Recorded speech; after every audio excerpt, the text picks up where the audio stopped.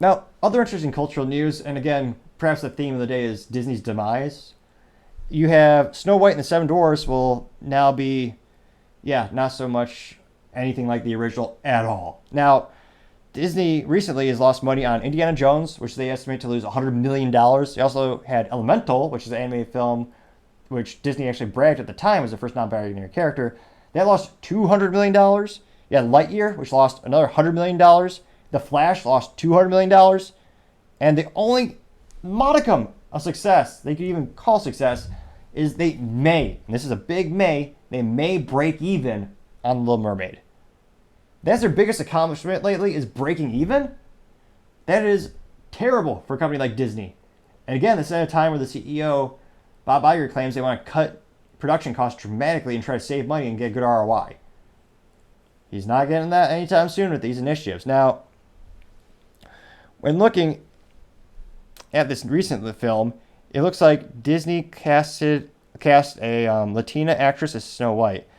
And one of the reasons there's no dwarves in this film, even though it's called Snow White and the Seven Dwarfs, is because of actor Peter Dinklage, who is really only known for being in Game of Thrones. Now, a preview of the movie came out about a year ago where they showed the Snow White princess would now be a Latina instead of white. And the comment from Peter Dinklage was, quote, "I was a little taken aback when Disney, were very proud to cast a Latina actress as Snow White, but you're telling me the story of Snow White and the Seven Dwarfs, and it makes no sense to me. You're progressive in one way, but you're still effing backwards. Story about seven dwarves living in a cave together. What the F are you doing, man? Have I done nothing to advance the cause from my soapbox?" Unquote. Now, perhaps it's because he's so short, even on a soapbox, you can't see him. Pun moderately intended. But it's also, why would you complain about dwarves getting jobs? A Disney film can propel your career. It could be life-changing if it's a good film. Granted, their films aren't really good these days. But nevertheless, getting your face on the silver screen, all it takes is that one pivotal moment to change your entire acting career. And he's saying, oh, no, I was able to propel my career, but now we're going to pull up that ladder in typical Hollywood two-faced charlatan fashion. Now, it looks like the new cast will have not seven dwarves, but it'll have six regular normal height African Americans, six normal height white folks or Germans, and they'll have, I believe, one dwarf. So it's no longer the seven dwarves; it's one dwarf, and there's no Prince Charming. How she wakes up, I don't know. But when asked for comment, they said that they're focused on creating a strong female lead character. It's almost like you could hear a nuclear warning, like because historically speaking, the past several movies where Disney has tried to inject these themes, they failed epically. That's not saying that you can't have a strong female lead in a movie. Some of the best sci-fi movies include Resident Evil, where you had Mila Jovovich, one of the greatest actresses in terms of action movies. That series is great. One of the cult classics of the sci-fi community is the Alien movie with Sigourney Weaver, another actress. You also had the Underworld movie with Kate Beckinsale. Those movies knocked it out of the park. They had a female lead. She was strong, but they weren't. She was a strong female lead, but they weren't pushing a message that men are bad or men can't do things. In this case, they've erased the man completely. Astonishing, but not all too surprising. And I don't know who they're making this for. And why don't they just call it a new movie? Because what remains of the original? You don't have a Prince Charming. You really don't have any dwarves anymore.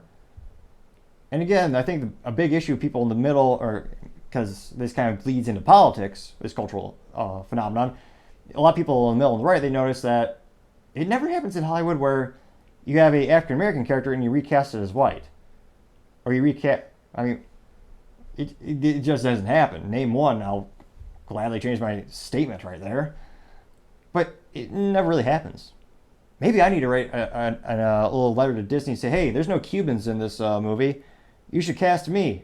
Now, ironically enough, they'd probably hire me just because of how silly they are, but I feel bad for a lot of the midgets that are little people. This could have been a breakthrough moment for their careers. It could propel them to the next level to be a lead in other movies and other films. And because Peter Dinklage thinks it's unbecoming or pejorative, he doesn't think anyone should have that. Who is he to make that call for other people? There's nothing. The Seven Dwarfs, they're classics. There's nothing pejorative about that role. Watch the original. I guess you do have one who's named Angry, so he's not very pleasant to be around, but it's one of those things where it's just very bizarre to see Hollywood make these mistakes again and again and again. And I suspect you're alienating the original audience who saw the original film, so they're not going to appreciate the adaptation. And the new audience, I don't know who they are.